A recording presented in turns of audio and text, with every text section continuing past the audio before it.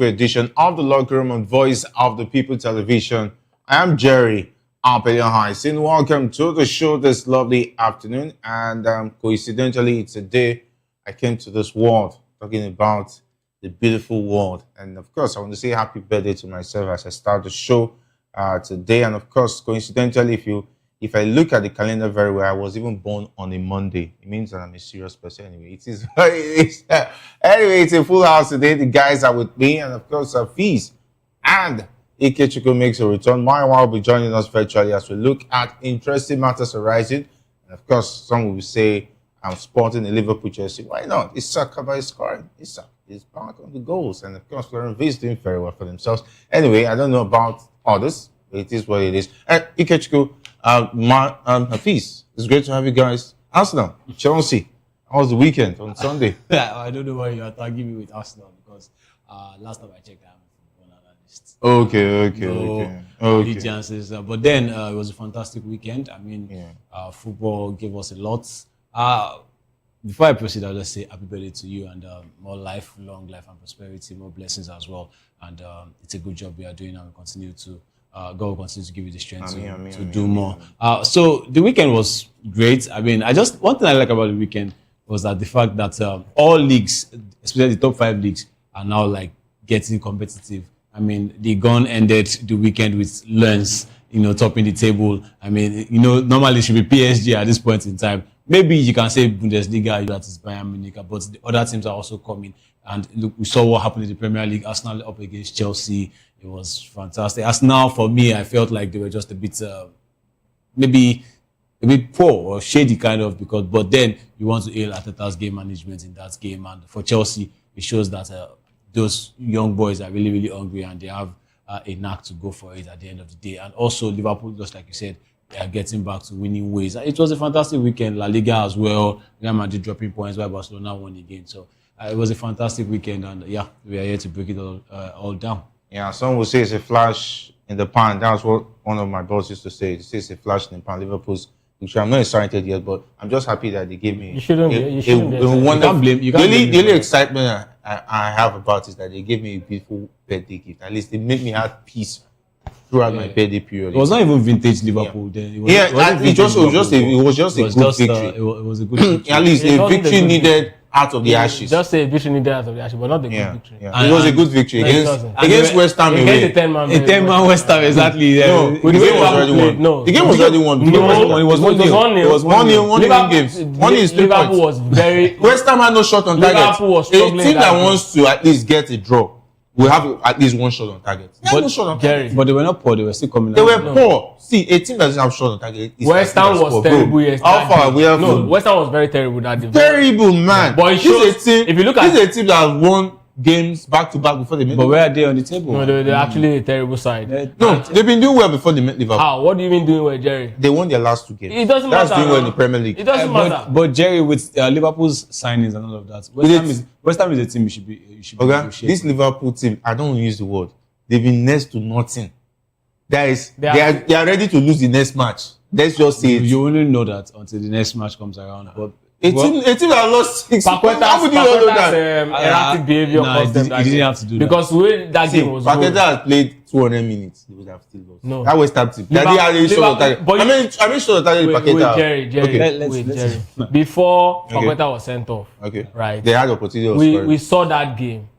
West Ham wasn't fantastic, true. Okay. But the truth is, we saw the way Liverpool also played. Liverpool was not even looking convincing, like a team that wants to win. No, they look convincing. I disagree because they had shot on target because there must be a reason. That's why I said that West Ham side was poor. And coming against the quality Liverpool had, naturally, you expect that Liverpool will do, roll over them for like one of those kind of things. You struggle. I mean, you just find a way to get the 3 points in that particular game. It was clear. And I said it here on Friday that Szoboszlai, you saw it. Yeah. Him moving back to his natural position gave Liverpool a very different look. Liverpool was still not the Liverpool we saw, but you know that anytime they are moving forward, there's clearly an intent going forward. Florent was balling. That guy knows not. No, that's disrespectful. No. Florent's performance on the day was top notch. If you are trying to hail that for somebody that was once the biggest signing in the league, I mean, this was a game that you should even be playing very well. Right now, you trying to like make it a big deal. You know what I hope now? Going that, forward, Salah should be on the bench. Let him start. For a player that's exactly. For a player that's struggling. It's a breath of fresh air. Was a very good one. It's a breath of fresh air. Let's leave it like that. Because the first time was getting for those who managed to negotiate the way against Crystal Palace, it's great to have you join us on the show. Well, it's always amazing to be here. I did not sweat before I won that game. I mean, Man United was flawless in that particular game and they won. However, I think we should congratulate you, Jerry. After 6 successful, defeats, Liverpool finally won. I think we should cut Liverpool some slack. The confidence is very low. They are coming from back-to-back defeats, and a win is a win. That gives them, a boost, in their confidence. Yes, did they play well overall? You would expect them to play much more better than they did. However, it's a step in the right direction. They finally won a game. I think they want to continue with the tradition of 50-50. They won another one now. They will lose another one, win one, lose one. That's what they've been doing. Let's wait and see. Yeah, since they've won this one now, the next game they are going to lose. But congratulations, Jerry. No wonder you are wearing a Liverpool jersey. No, it's just a day. It's just a Isaac is scoring. Isaac scored a goal. Isaac scored a goal. 130 million scored a goal, and Jerry wants us to feast. Then scoring or scored a goal. Isaac is scoring. The keeper made a mistake. That means goals are going to be coming from now and forth. Yeah, he said the keeper made a mistake. Keeper, no. The keeper made a mistake. See, that ball was intentional. Fantastic performance from Isaac. Don't take it away from the young man. He has paid his dues. Fantastic. He has paid his dues. Getting that goal. You see, as a man, Jerry is just a flip-flop. As a man from Azerbaijan. As far as that game is concerned, before that game, Isaac 0. But what he shift on that game, I will give it to him. That game, apart from the goals, he played well. Yeah. No, I think he gave a good shift, especially in the first half. At least maybe the second half. He was a striker. Before I didn't know whether he was a striker anymore. I thought maybe it was just. What I saw was the same Isaac I've seen all through the season. No. That's apart from the goal. That is unfair. I think he did well. I think he did well in the first half. Unfair. But Ekitike also played well. Maybe this can spark in a competition between both of them. But for me, I don't think it's something that we have to start feasting over because Liverpool won the game. I'm not feasting over. I'm just enjoying the moment. That doesn't mean that Liverpool is back. But where were you in the other moments? The other moment. We always running. We'll go back. The truth is that the Black Friday started early. So this December, Black Friday has a time it elapses. So Black Friday has you're in Black Friday season. So this period now, no more giveaway. No more giveaway. Yeah. Let's for that Christmas. They will clip that. They will clip that. No more giveaway. Not all things can win at the same horsepower. Anyway, let's talk about winning as like not for everybody. No. Today is the first. The Afcon starts in 20 days' time. And the Super Eagles are already preparing for the Afcon. And the fact that injuries are beginning to pile up is getting more worrisome for Rachel and Nigerians who are looking forward to seeing the Super Eagles at the Afcon. And of course, the latest news is that Moses Simon is out injured. He just recently picked up an injury. We have a situation of Victor Osimhen. We have Benjamin Frederick is out, which is really, really a big setback. Felix Agu is out. I don't know. Ekong retired. Ekong is retired. So many things happening to this team at the same time. So many things. It's somehow because this time that we are still talking, we still don't have a preliminary 55-man list. I mean, I still went on into their social media handles and it's still the same old thing there. They're just posting something different, but not related to what we really want to see. We want to see the names. I mean, there are some teams that have actually released their final squads, and this is even the time to be releasing, the final squad at this point because, like you said, it's just 20 South days. Africa has even released It's just 20 days. So you want to ask yourself, what is really going on with the Super Eagles of Nigeria? What's going on with the NFF? Why is this taking so long? We want to see the players that will be in camp. It's not going to be 5 days or 4 days before tournament starts now. We will now see, or maybe that time when they give you the deadline. I think the deadline is at December 11 or something. It's not when they give you that deadline, you will now start saying, these are the players we want to see. It is not fair. To be honest, I think it's high time we start seeing something different from the NFF. They need to do better. But well, for Moses Simon, I can say that it's disappointing for him to miss the Afcon because on his day he's actually one of Nigeria's best wingers, to be honest, because the way he drifts down and makes it cross. I know a lot of Nigerians are still demanding more from him, but that primary job of coming down the wings and trying to get across into the box, he does that so well. And it's going to be a big loss on the part of the Super Eagles going into the Afcon, because trust me, the Afcon is not even going to be easy. Looking at the draws, saying okay, it's Tunisia, Uganda, and Tanzania. I mean, in a better draw, something that's supposed to be a better draw for the World Cup qualifiers. You know how Nigeria struggled, and if you are not going into this one with your best players, I mean, it might be another recipe for struggle again. But the report we're also getting is that he's not actually injured. The club is just trying to play funny, and they don't want to release him for the game against Egypt because we have a test game on the 14th, and they're already making sure that he will not be available on time.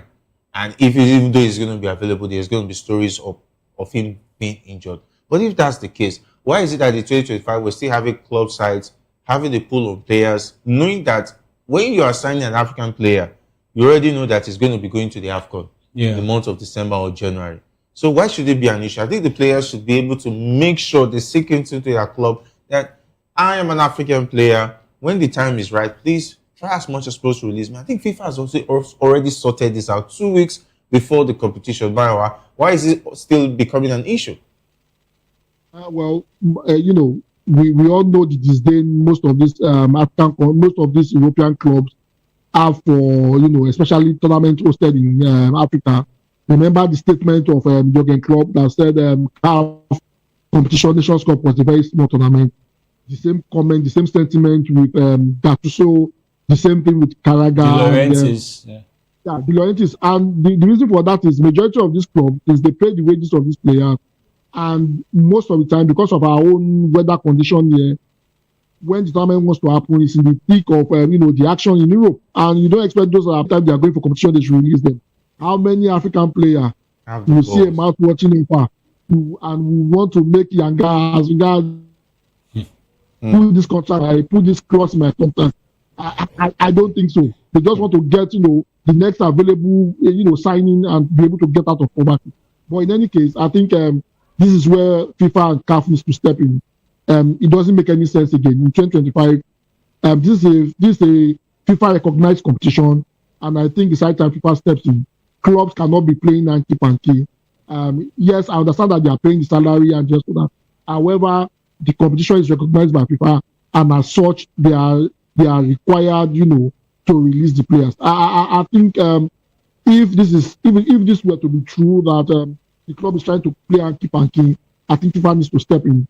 It doesn't speak well of Paris FC to be playing, this hide and seek with Moses Simon. All right. Anyway, it's going to be a difficult situation. We even hear that Liverpool and Man City might also not be releasing their players as of December 14th. Manchester United are having issues. They are trying to liaise with the national teams of Morocco, Ivory Coast, and Cameroon for Mazraoui, Amad Diallo, and Brian Mbumo, so that they can play some games before they go for the Afcon. That means the Egypt friendly might not be achieving its aim eventually ahead of the Afcon proper. So beyond what we see on the pitch is the economy, and also it has to do with independence. African countries are largely not independent, and that's why we are having this issue. I recall that when your club made this statement about little tournaments about Africa, some players, some former Brazilians, internationals, and even Gabriel Jesus also gave a clap back when he said no one can actually stop him from going to Copa America. This is exactly how they respond, because they know they are largely independent, right? And these are the issues with African players.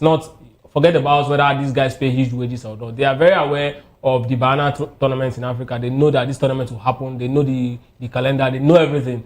The big problem is the fact that they understand that these guys also do not have choice. And like they say, beggars don't choose. So that's exactly why we are in this position. I mean, yesterday, Victor Osimhen also came out to say that he's ready to risk it all for Galatasaray, to play that game against Fenerbahce. The same Victor Osimhen that Galatasaray told us will not be part of our games until perhaps even the group stage, right? Now it says a lot about what I'm actually saying. It's the fact that we are not independent, and also the players also do not. The players also understand that particular dynamics, and they know that if the club decides to actually cut them loose for that particular reason, there's going to be little consequence from FIFA.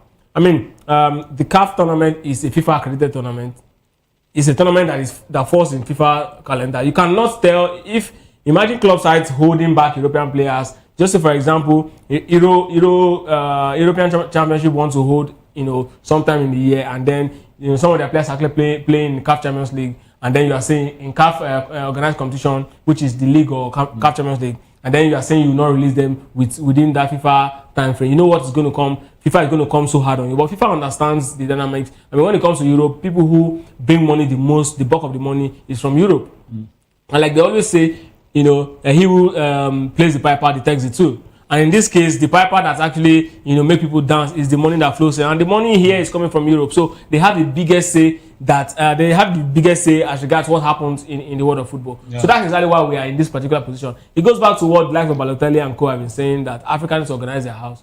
The big players have to come back. Imagine likes of N'Golo Kante and co playing for Africa, playing in the African League. Yeah. It's going to be difficult because you cannot hold this sort of players back. Yeah. We do not have proper African football development in Africa. Top players in Africa, you rarely see them. We have good teams, so we have good teams. Egyptian national team, they have good teams. Morocco, South Africa also have good teams, but top players with huge character, we don't have them. Most times you see them in Western, sub-Western Sahara Africa, like Nigeria, Ghana. These guys are big names. But in the country they are from, they don't have good teams, they don't have good structure, they don't have good development. Yeah. These are the issues. So when a continent is reduced to corruption, plus the fact that you're not independent, these are the kind of results you get, and it's a big problem. We're going to talk about it from now till the kingdom comes. It's not going to change anything until we sort out that particular issue. I wanted to even ask Jerry just before you move on. I wanted to ask okay, how about I hear what Jerry and Maiwa said about maybe the clubs trying to play a game or so. But how about if we had released that preliminary man squad and even the final squad, and Mr. Simon is there? I don't think it will give the club any leverage.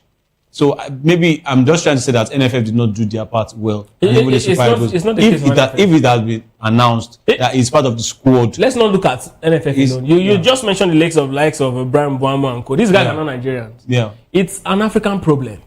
It's not our problem. It's an African problem. Yeah. These guys understand that at this point Africans have no choice.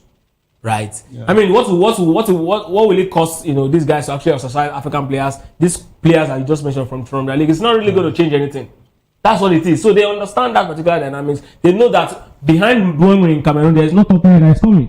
But we can always say that from here, behind Foden, we can look at the young man in Arsenal, the Doma, and say, okay, this guy is going to be a top talent. We can look at France, also see top talents as this guy. So these are the issues. We don't have these things here. Our football development is dead. And because we know that, they will always put us in this particular position. They will always play the game of chicken with us. And it's really affecting our football, to be honest. Yeah, and of course, even the case of Marmoush and Salah is also a big issue because I take a look at Salah's situation at Liverpool. Liverpool definitely want to still keep him, even though they know he might be on the bench. I don't think he usually has issues with going to Afcon with Liverpool. I think they eagerly. There's an understanding that was under Jurgen Klopp's era. Now. Because it's a big player. Because it's big now. Eto also don't. But for a player like Marmoush, I don't think he can stand up to Guardiola and tell him he wants to go Jerry, to before 2004. I don't think Marmoush should be a player. Jerry, before 2004. Jerry, before 2004, before 2004, African players don't have this problem coming back for Afcon. They don't. Because we had like Eto, JJ, these guys who come in when they have to come in. They were big names. They were big names. So they respect them. The club will just have to suffer. Because then football in Africa, we know that top talents will always come. Our development in Africa, across Africa, it seems to be fair compared to what. But now, we don't even have anything at this point. All we just have is, some countries trying to do their best, keep their league intact, but we don't have that cohesion that brings the best players from Africa, and that's the big problem that we have now. Because the big players are the ones that will break the rules, force the other ones to actually join the party. But now we don't I think CAF also has maybe a whole lot of work to do, because looking at the timing, I mean, if this was maybe a tournament happening at the end of the season, maybe it would be better, because I mean, just like you said, how many Yeah, of I our think the one players? they did the last time that was in July, it was really a beautiful okay. competition. Because it was very much towards the beginning of the season. Yeah. Yes. So players, they can actually really release players. Again, another thing you need to know, look at CAF Championship. The major sponsors of that championship are Europeans. European, exactly. Our so you have to do their bidding. Yes, it's a You have to French do their- you have to do their So these are the bidding. issues. If you have African conglomerates sponsoring this championship, then we can have a say. These guys are the ones giving you money. So But the it's issue is this. Yeah, but the issue is this. The weather has always been the issue. The last World Cup, the reason why they moved it to December was because of the same weather that we are talking about. At this particular period, by the end of the season, is deep into the rainy season. How many of our stadiums in Africa is covered, whereby you can play football without being interrupted by rain? So it's largely because of our climate condition here. That is the reason why the best period to play the tournament is probably December, January, because that particular period there is no rain and there will be no interruption, and that is where the issue has always been. And definitely, the European clubs will not shift their calendar like they did for FIFA when FIFA wanted to host the World Cup in Qatar, like they did. They won't do that for us. So that's the reason. And there'll be more issues in this kind of situation if they cannot find a way, to regulate this December, January calendar. I think there will still be more issues. Issues like this will not stop. Then I don't think it will. It's not really about. Maiwa made a good point. The weather and the calendar. We understand that. During this winter, this summertime in Europe, that particular time is usually rainy season here in Africa. And because of that, we cannot really do anything. So this is the best time we can actually play our championship. We should be respected. 2 weeks before time is not too much to actually ask for. We should go back to developing ourselves as a people, do what is right, and then we'll earn the respect of the world. Until we do that, we'll continue to come back here to talk about, how much they disrespect us. And of course, you won't blame the person who's actually giving you money who is feeding you. You won't tell him not to decide how he wants your life to run. That's exactly why we're actually dealing with what we're dealing with. So until we do that, trust me, this is a case that FIFA itself cannot even really help us. Absolutely. Yeah, just like the saying goes, he who pays the piper dictates the tune. That's the situation we find ourselves as far as African football is concerned. But let's talk about the team properly. Take a look at it. Iwobi has said that the team has what it takes to win the Afcon. Do you agree with him? Take a look at all the issues bedeviling the team. So far, so good.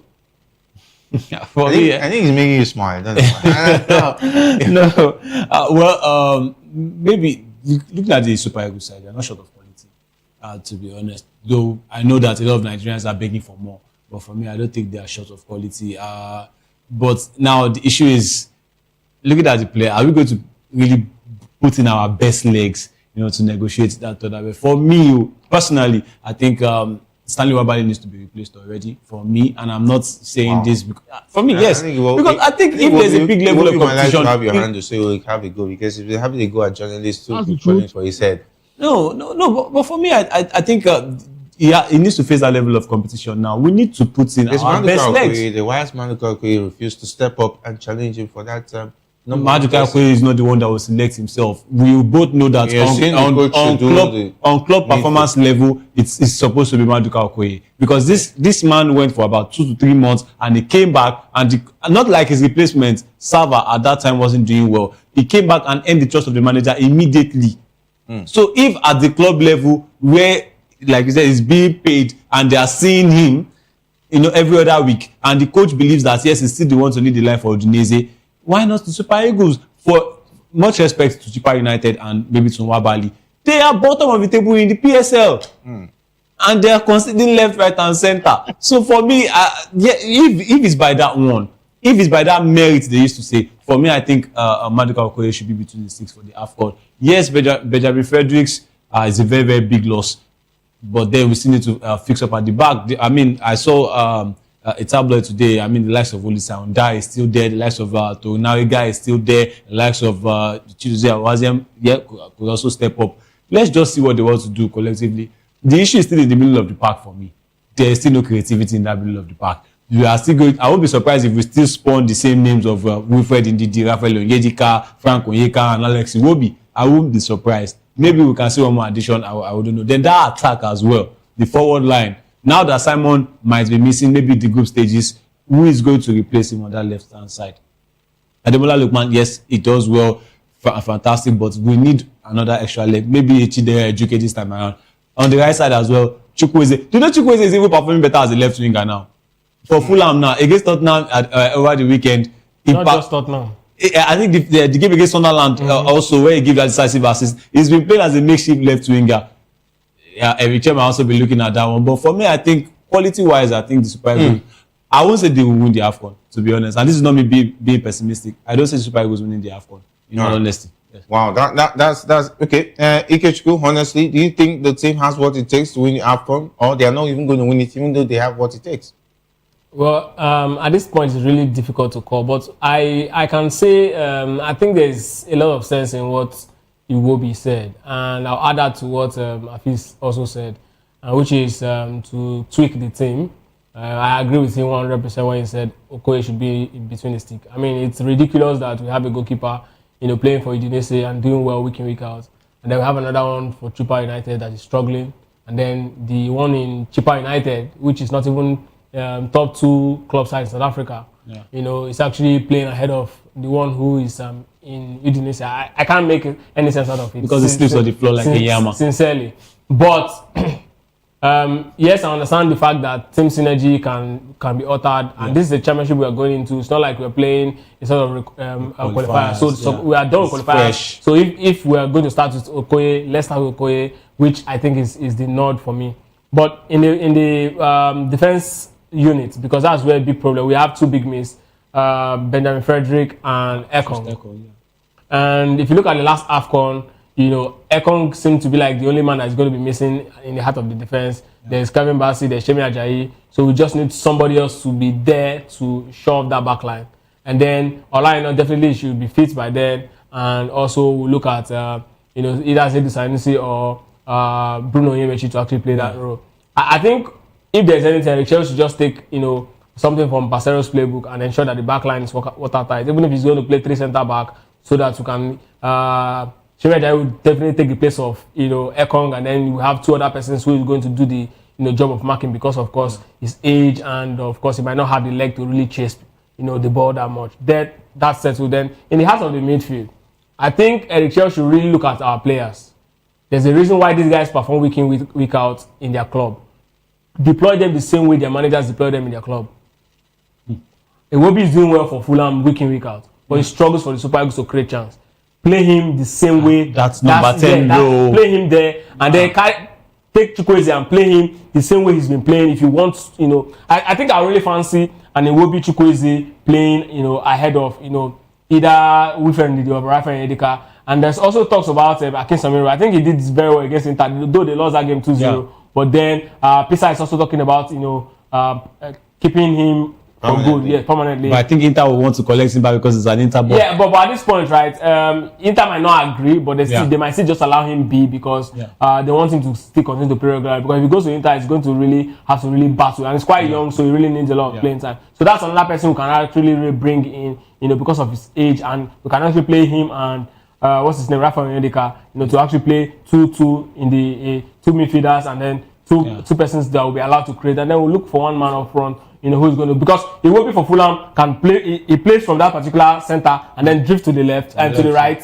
Chukwueze also plays from that center for Fulham as well and drift to the left. So if we can actually make do of these 2 guys and then get, a Paul Onuachu or what's his name, Victor Osimhen, if he eventually gets fit to play for the Super Eagles, if he wants to play, because at this point, with the statement coming from him and Galatasaray that is contradicting, like we have to beg him. It means that he's really not injured, but Galatasaray is just trying to protect their stock, which is quite also understandable. So, but that's the best way we can actually, if we can do that. I mean, the coloration of the team that played the last championship is still very much there. A good number of them is still very much in that particular team. So, I think if we can get to the final in the last one, I mean, who says we cannot actually take it a notch further? Apart from even the issues with talking about players' injury, we're having a situation in the attack. Paul Onuachu seems he can't stop scoring. He's on the form of his life at the moment, and that's going to be a selection headache for Rachel to see if he will be able to drop him or include him in the team.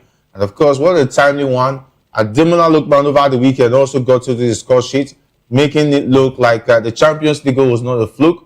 And of course, the assist over last weekend, 2 weekends ago, was not a fluke. It looks like the man is scoring again and is on fire. I mean, this is what we want to see. We want our players to be informed. Onachu, your best friend, has been scoring goals with reckless abandon. I think Turkey really suits him. And to be honest with you, he has made a case for himself. I mean, we just talked about Nwabali and Okoye right now. Nwabali plays for a club that is struggling in the South African League. We have an Okoye that is doing so well for an Udinese side who is way bigger than, a cheaper United. Definitely you want... Even bigger than Kaiser Chiefs. Yeah, you want an Okoye, between the stake, and Nwabali too has not clothed himself in glory in terms of his performance. So definitely we want to see that. However, in front of goal, we don't know the situation with Osimhen. Probably maybe they are playing gimmicks with us, or he's actually injured. We don't know. But I mean, Paul Onachu is making a good case for himself, and definitely we want to see somebody like that. It would be a miscarriage of justice if a player like Paul Onachu does not make it into the national team. Because I mean, if you look at all our forwards at the moment, apart from Osimhen, I think it's another striker that is doing the job in Europe, and that is a sure way to the national team. So I would not be surprised if he makes it to the national team. Chukwueze and Ademola Lookman, they are beginning to step up, and they are beginning to do the job. However, the big question has always been, when these guys come back to play for Nigeria, do they usually step up the way they step up for their club? That I don't see yet. Do we have the quality to go find the tournament? Yes. But do we have the team synergy? Can we play together as a team, just like the DR Congo side did during the World Cup qualifier? That I have not seen so far. Most of the things we see with the national team is players coming out with individual brilliance, and that is what has been pushing us. I can't remember the last time we actually played as a team, and that has always been the problem. Can the HL fix it within the next 2 weeks? Well, the jury is still out. But for me, I think we have the quality, but I don't think we have the synergy. I don't think we have the team synergy to bring this particular Nations Cup home. Wow. Yeah.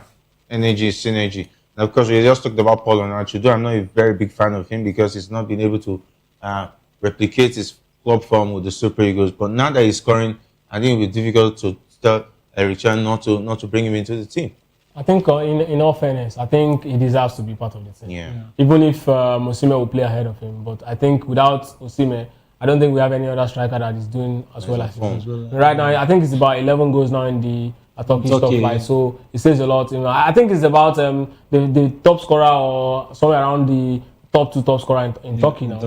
I mean, a man who is doing that well, and I'm scratching our head for who is going to step in with Osimhen. Why are we looking for the rest of the guys who were part of the championship? I'm talking about the playoff. Many of them are actually, still struggling to find their feet, in their club, respective clubs. And one thing about strikers, when they keep scoring, the confidence keep increasing. So it's definitely going to be more hungry for goals. And this is why I find it painful that we are going through this whole issue of not releasing players on time for African Championship, because that little 2 weeks window would have really helped. The likes of Onachu, if eventually makes the cut, they will get to see him and the other players to actually help them synergize and get to know themselves very well before this major tournament kicks off. But again, he's made a very good case for himself. I don't think it's going to be fair for him not to be part of the team going to the Mondial in Rabat. It's going to really be unfair. And if we're talking about merit, it should start with Onachu. Yeah, starting with Onachu. Of course, I think just because of his form, it's difficult for me not to agree with you right now, because Aruko Dare is not on form. Terry Murphy, I don't know, is in and out. And of course, Adams might just be still the next best. But he's pretty slow. But I think he complements Osimhen up front, because having 2 goal-getters in Osimhen and Onachu, I think for me is going to kind of alter the settings, because Osimhen is somebody that we know that he can leave that number 9 position to drop back and come and collect the ball. But is he going to look forward to? Is a goal-getter? Is he going to be the one to start providing the assists for Onachu? So I think if we are going to play either of them, it's going to be either of them, not both of them. So they can even play both of them. It depends on what the coach wants to do. If you're playing a game like that, then it's going to actually, increase the bodies in the middle, right? Because now the midfielders will definitely have to do a lot of work. Yes. You know, they're definitely going to be playing one defensive conscious midfielder, and the rest is going to be ball playing, so that it's going to reduce the workload on. Because Osimhen that we talk about, coming back to do interplay and doing all of that, we know that it's not the most creative when it comes to being an attacker. He just wants to be part of it. But when it comes to the technicality of what a striker does in the final third, Osimhen is not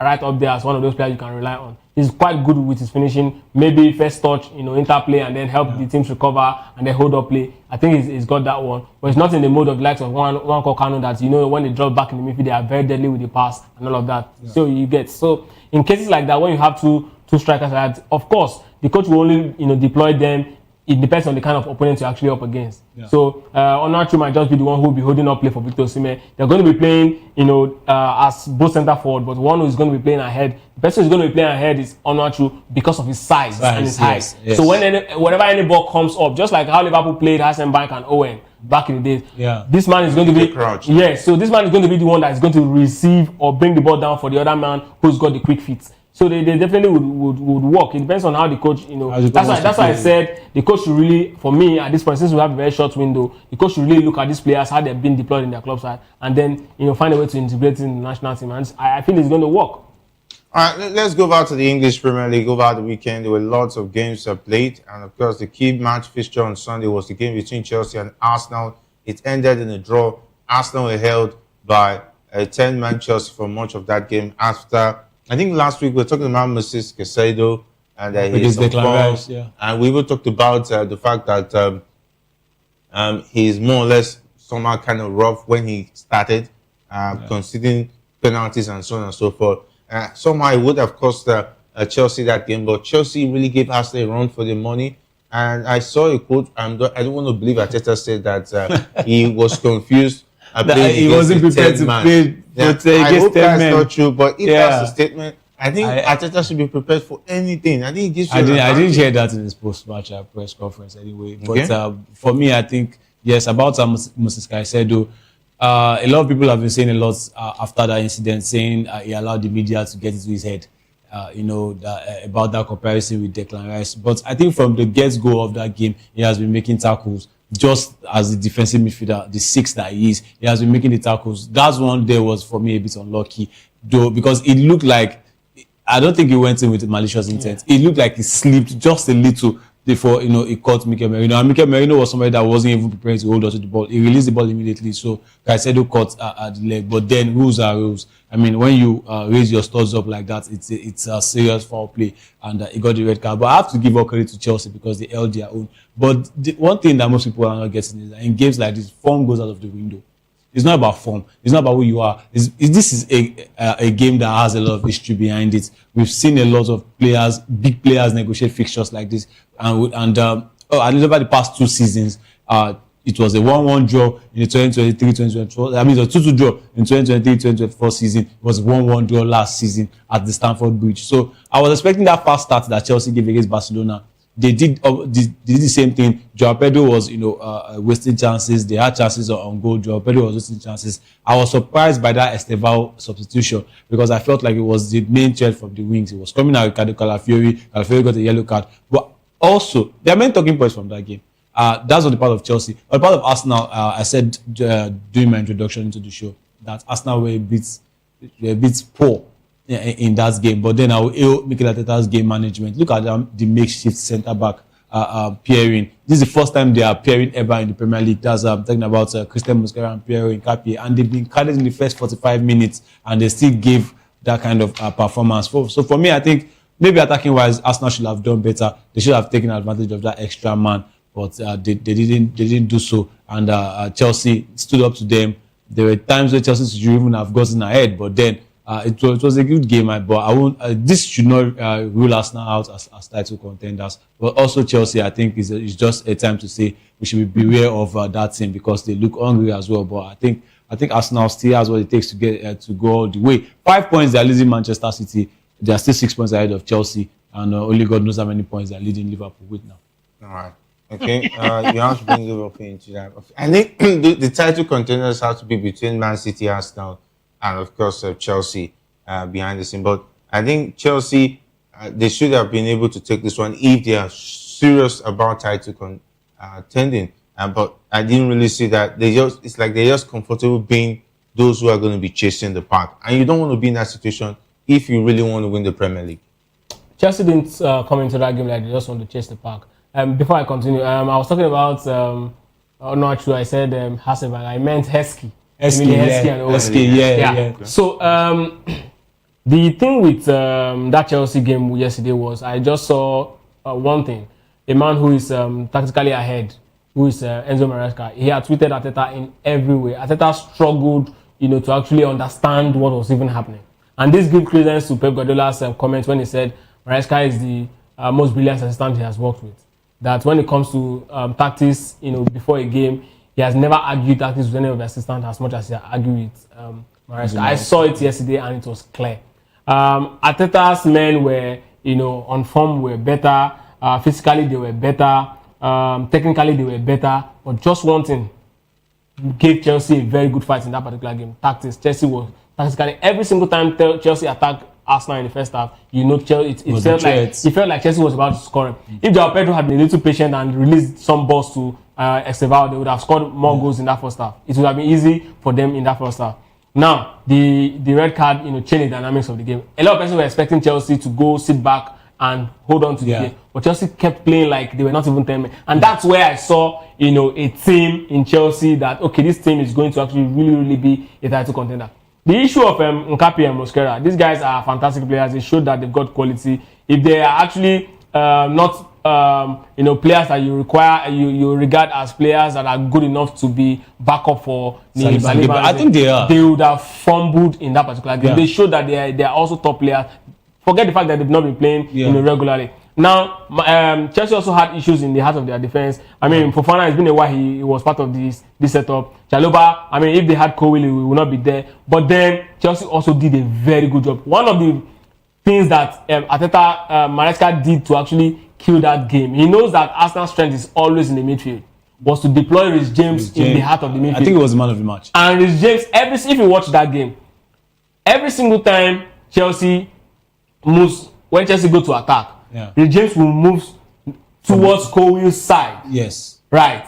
And then when they are defending, Gusto, it goes to the right hand side. So when they are defending, he jumps back. So it was difficult for the Arsenal side to understand where exactly Reece James was actually, because naturally the inverted fullback idea is, you be fullback or you just be joining the midfielder. But this one is more like a midfielder, like if you look at what Man City did to win the UEFA Champions League, the same position that Pep Guardiola deployed John Stones. That's exactly what you can play that right back and also and go back to that season. You notice that Man City, it was difficult to actually score Man City in that particular season, and that was clearly Maresca's idea. That was what he did in that particular game against Arsenal, and tactically, trust me, he was better in that game. And if the both team have actually played that game with their full strength, the likes of Kopama and Chelsea would have won that game. I don't think so. I am telling you, Chelsea would have won. I don't think so, because I also feel like if Arsenal started with the likes of Gyökeres and Odegaard, or even a Trossard, who unfortunately. Do you know why Arsenal was very much in that game?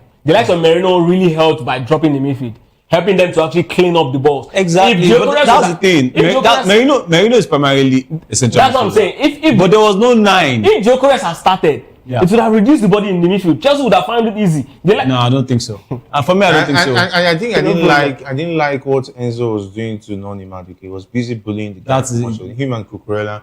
I think Enzo needs to grow up.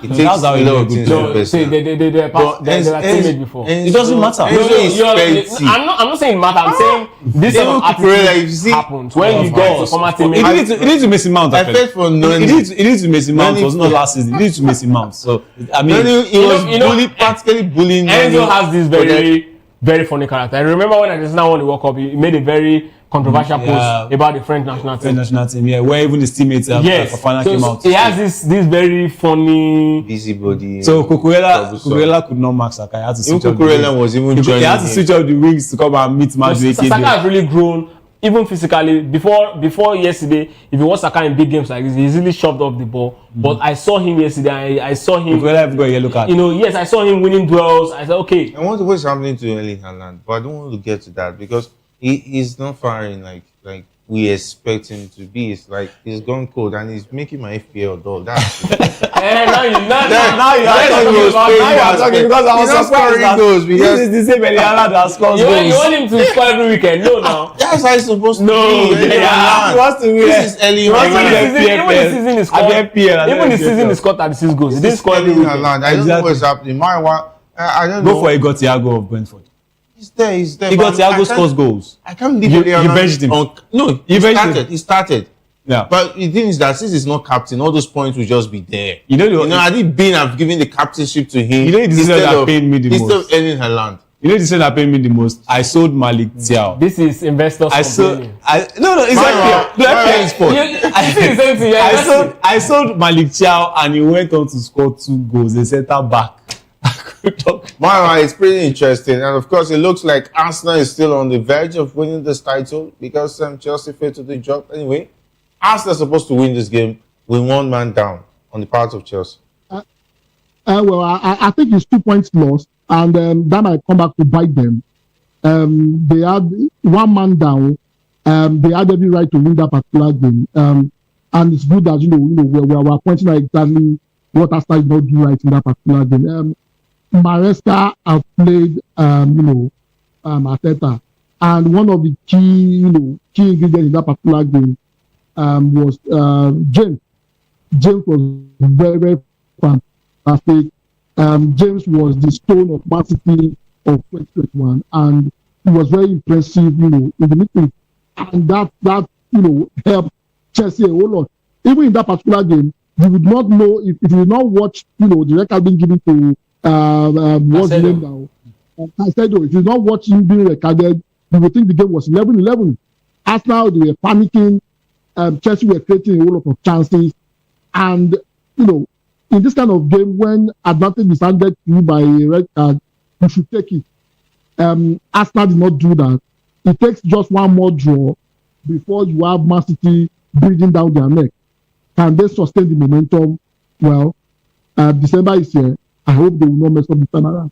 But I think Arsenal, the 2 points might come back to haunt them again. To be honest with you. All right, and of course, Arsenal dominated possession, which is understandable. And of course, they shared equal shots on target, which is 5 apiece. And of course, anyway, let's see how that pans out. Of course, congratulations to Liverpool also getting the result eventually. And of course, Manchester United winning against Crystal Palace. No one saw that coming, but it was a good one. Yeah, it was a good one. Gray was. Yeah. Did you see it coming, man? You did see it coming. Congratulations. Obviously, that is not Liverpool. All right. Coming down. Yeah, Rest, You are bragging now. I Rest. just gave you small lights to shine. You just want to take. I think at this point, I'm just only concerned about the top 6 in the Premier League. Any other team is more like as good as relegation. So who is not in the top 6? We just have to go. Who is not in the top 6? We just have to go. We Why just you have doing to like go. this? Thanks very much, guys, for being a part of the show. It's been awesome having you guys. Of course, big thanks, my wife, for being awesome on the show. Big thanks to Ikechukwu. And of course, a feast. Big thanks to the guys behind the scene who made the show great. And of course, up next is Political Lens with Chukwuma Okoro. My name is Jerry Apelhai saying, have a fantastic day.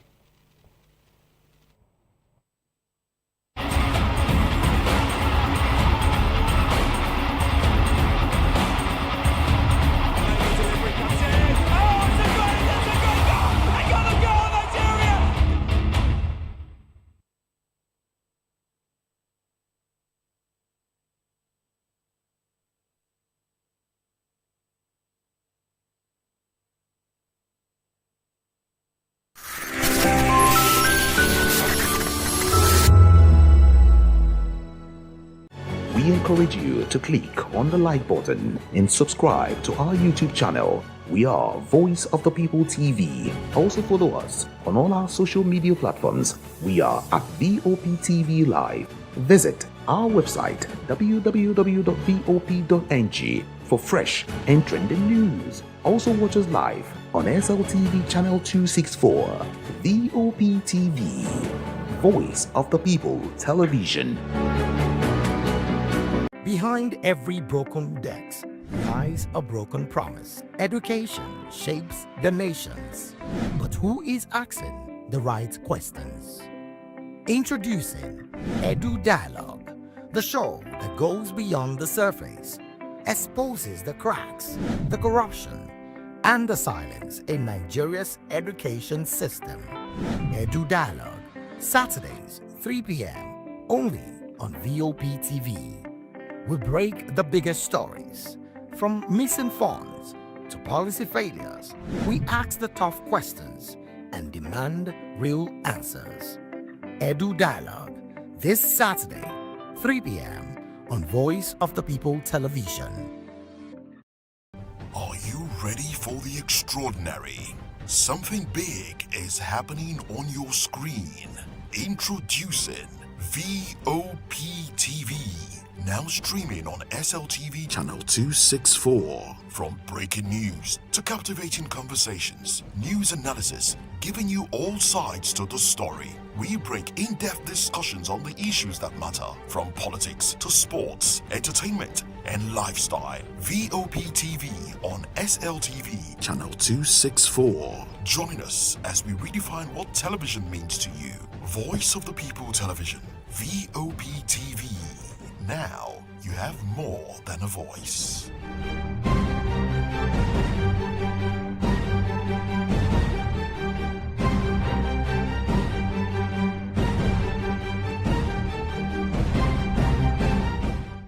The 2564 is coming up on Barney 9, right? The 2564 Atlantic Tower. What happens in the hush behind hangar doors? Who signs the papers that gamble with lives? Which truths were grounded before they even ever had wings? If you've ever buckled a seatbelt at 30,000 feet, if you've ever stared out of that tiny window and wondered who's really in control of the skies, it isn't just flight, it's power, it's politics, it's pressure sealed in steel. We're peeling back the clouds from runway risks to sky-high secrets. We're diving deep where most dare not to look. Aviation Scope, every Sunday at 7 p.m. only on Voice of the People TV. We don't just report, we reveal. We don't just ask, we uncover. Because when it comes to the skies, ignorance is turbulence. Aviation Scope, the sky isn't the limit, it's just the beginning. Join us as we drive into the world of politics through insightful interviews with prominent political figures, both serving and former governors, ministers, senators, legislators, party chieftains, activists, and analysts. Get first-hand information into the decision-making processes that affect our daily lives. Highly engaging one-hour program that brings political discourse into focus. I am Chukwuma Okoro. Political Lens, Monday through Friday, 6 to 7 p.m. Join us.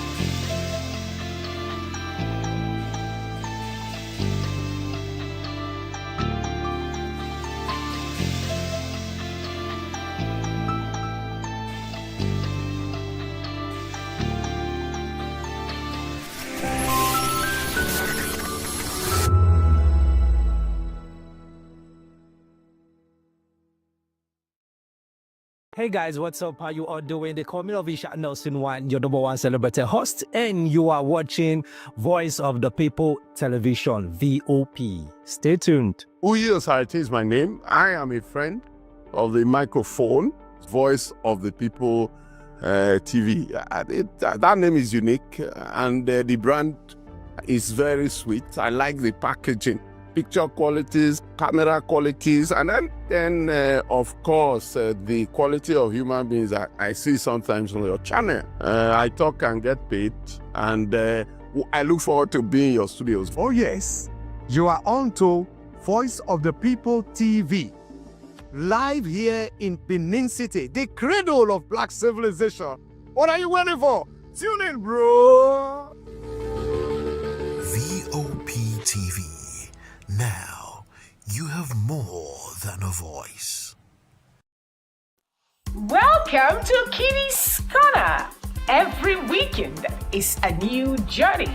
Join Auntie Oni as she embarks on thrilling adventures. Each episode takes the young explorers to a different fantastical world filled with exciting challenges, making new friends and learning valuable life lessons. The show begins with lots of excitement in a cozy storytelling mood. Fairies teach the importance of kindness, honesty, bravery, teamwork, or curiosity. Kitty's Corner is a delightful blend of fun, education, and imagination with catchy songs, interactive games, and heartwarming stories. Join Auntie Oni every Saturday, 10 a.m. to 10:30 a.m. on Voice of the People Television. Kitty's Corner, perfect destination for curious minds. Voice of the people.